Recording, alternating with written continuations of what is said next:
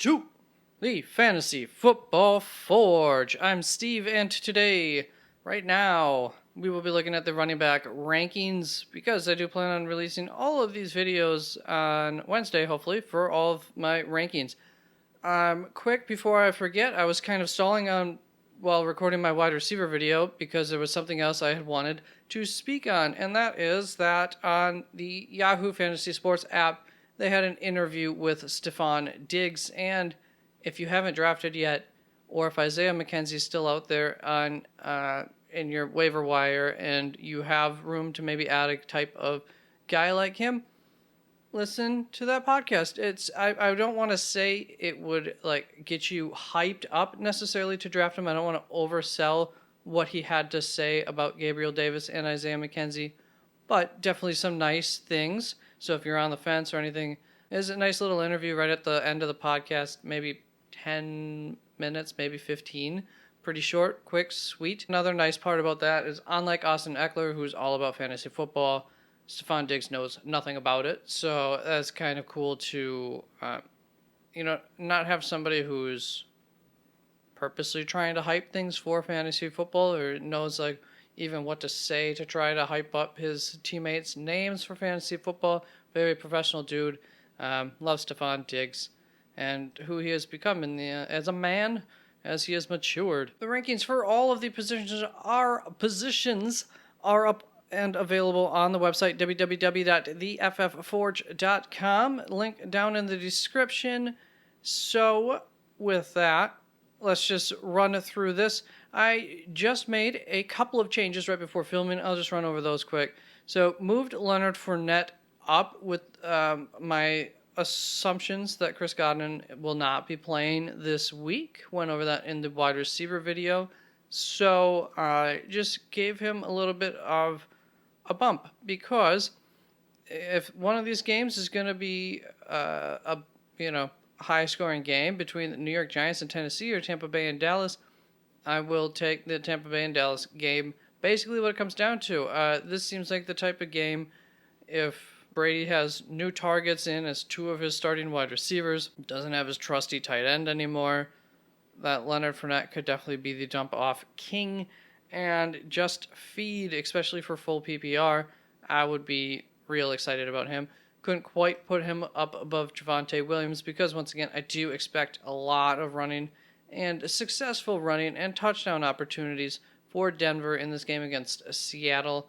I think Seattle should have a pretty tough time moving the ball too often on Denver, so Javonte Williams is a better running back. So put him up there. These top 14 are just like the studs of the week, I would say, and most weeks probably. But Jonathan Taylor, Derrick Henry, Christian McCaffrey, Austin Eckler, any surprises yet here? Alvin Kamara, Joe Mixon, Najee Harris. So Najee Harris might be down a little bit more than you'd expect.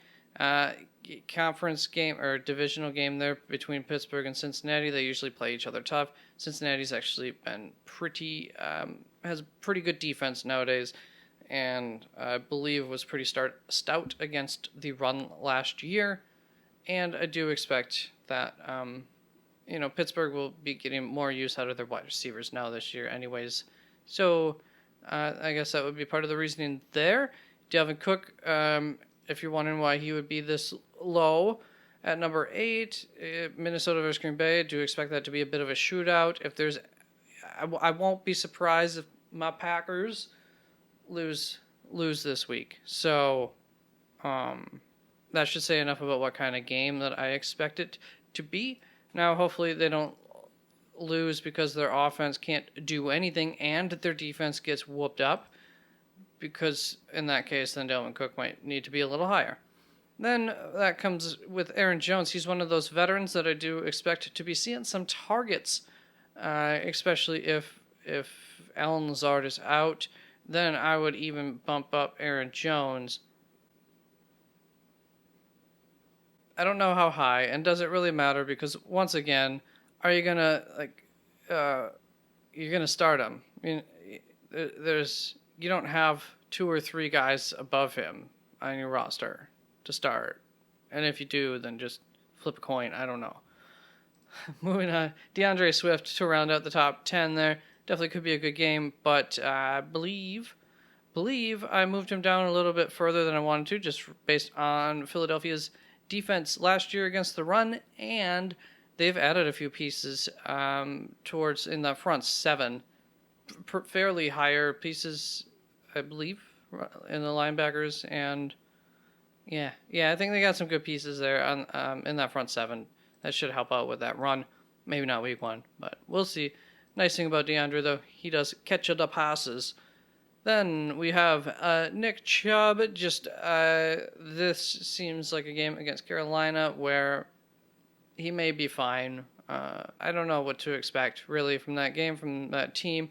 Carolina has a lot of good pieces on that defense, and for a little while last year, it looked like that was coming together, and then it didn't quite materialize as a full stout unit. So, who knows if they're there yet? We'll see. Then Javonte Williams, just talked about that. Do expect him to have a great game. Expect those running backs to be running a lot. Leonard Fournette, expect him to be the dump-off king. Saquon Barkley, same thing always. And I was willing to move him back just because that Tennessee defense is always legit. And who knows? Maybe it'll help them against Saquon Barkley. You know that they lost their top pass rusher. I don't know how good he was against the run, but maybe they'll be a little less aggressive without that, and that might actually hurt the efficiency of Saquon on dump-offs. Then Josh Jacobs, I'm not too afraid. So Josh McDaniels' system. I'm sure there will be headaches throughout the season, but I'm not expecting a headache week one, and could be a pretty high-scoring game. Should be some opportunities. James Conner comes in. I believe maybe kept him probably just one spot lower than maybe a lot of people will have him this week, just purely because I'm still not sure that he's going to get 80-90% of the workload. I think most people are kind of projecting him because there's no clear-cut running back 2 behind him, but Arizona's really always loved to have a clear-cut RB2 and keep those workloads and those roles that those running backs have for that offense very, very tightly controlled and monitored, we'll say, as far as sticking to some certain formula. Travis Etienne, if there's ever going to be a week that I will have him this high, this would be the week. Elijah Mitchell, might be a yucky game. I'd love to have him higher. Just some concerns about that. Chicago's got a good run defense. Antonio Gibson could have a big game this week. Just interested in how that shakes out. Ezekiel Elliott, I had up quite a bit higher. That's who else I moved. I didn't talk about that, did I? So Ezekiel Elliott, I was reminded earlier today of the game against Tampa Bay last year, where they did not run the ball once. I don't expect them to do that again this year, but they might come into it with a similar mindset and only run the ball a little bit, and Tony Pollard might get a lot more work. I think I already have Tony pretty highly ranked, so I won't quite move him up because this is an area where I like and dislike all these guys equally for one reason or another here, from 19 through 34 there at Melvin Gordon. Who knows what's going to happen with all these guys as far as where they will finish the week against one another or, higher. So then we were up to pick rank 20 with Ezekiel Elliott, David Montgomery, Clyde Edwards-Helaire, Miles Sanders, J.K. Dobbins, Cam Akers there at 25. I don't know if I'll be high or low on him. I'm still not convinced he has a majority of the workload there, much less how healthy he is. And I still think that their third running back may have a much bigger role than we're expecting, or at least at a minimum, I think he has a role and will cap off both of those running backs. But more so Akers as far as the types of plays. I think Henderson will be more of a little receiving back, 2-minute kind of back type thing, have his own role. Then Damian Harris against Miami. I would love to have him higher, but that Miami offense may require New England to pass a little bit more than they would want to. A.J. Dillon coming in next. It feels a little bit high, but there should be some opportunities.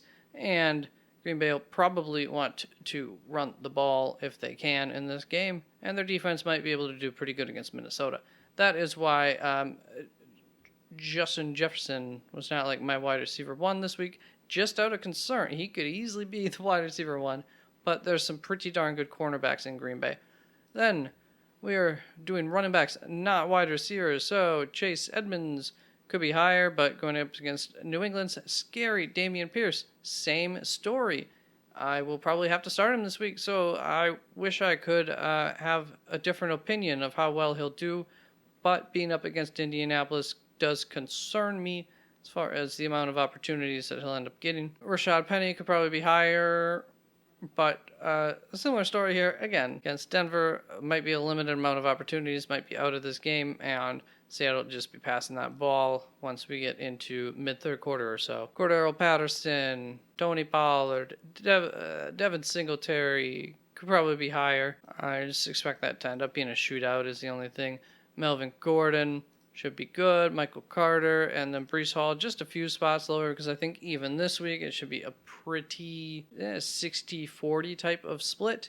And if we get any good news about Breece Hall, like getting that starting job, then things will change for me, and maybe I start him in my league instead of Dameon Pierce even. So we'll see if any news comes out about that. Kareem Hunt, Ramondre Stevenson, Darrell Henderson, Raheem Mostert is a guy that I will probably have higher a lot of weeks. I don't know.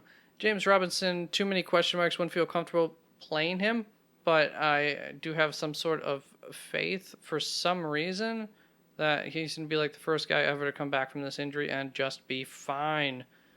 Nyheim Hines, this would be the week to play him probably. So now we're getting to the guys who I don't want to be having to start. You know, we've already been here, but let's see if there's any surprises. Zamir White came as 4th on the depth chart. I don't think I find that super surprising. There are 2 receiving backs there who would be like the running back 2-ish things, and then Zamir White is the spell back for Josh Jacobs. I don't know. That doesn't really change my opinion too much, except for maybe I shouldn't have him at 45 this week, maybe next week or in 3 weeks. But as far as Baltimore running backs go, obviously I pretended like J.K. Dobbins is playing. So, and to some extent, though, did account for the fact that even if he's playing, do expect some sort of limitations on his usage, because that's not a bad matchup there against the Jets. Kenyon Drake and Mike Davis would be 2 guys to keep an eye on. And once again, not the worst matchup in the world to be putting a running back out there. James Cook, Kenneth Gainwell, probably feel more comfortable playing Kenneth Gainwell than James Cook just because we have, maybe we have a better idea of what he'll do. How about Mark Ingram? I feel a little bit more comfortable that Mark Ingram's going to get a guaranteed amount of workload compared to Kenneth Gainwell and James Cook. Backup in Atlanta is a question mark, but there's going to be some work there for Tyler Algier and Damian Williams. Obviously, right now, I'm just expecting that to be Damian Williams. Rashad White, we'll see how that works out, but things are looking pretty decent as far as some opportunity for Rashad. And I only have Eno Benjamin on here, but today both Eno and, is it not Darrell Williams, is it?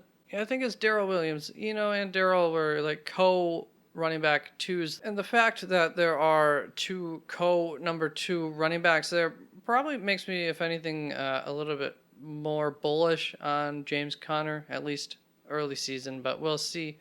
I talked about Jerick McKinnon in the waiver wire video. There's Tyler Algier, Kieran Williams at 3rd LA Ram to keep an eye out for how that running back group looks for the Rams. And Kenneth Walker not really expected to be playing this week, but also still a total question mark, so we'll see. That is how I have the running backs ranked. Thank you very much for tuning in. Good luck this week. Remember, all the rankings are up on the website. I will be, hopefully, unless something goes wrong, which it might, I still need to figure out how to do everything technology-wise to go live on YouTube and answer any questions Sunday morning for start sit.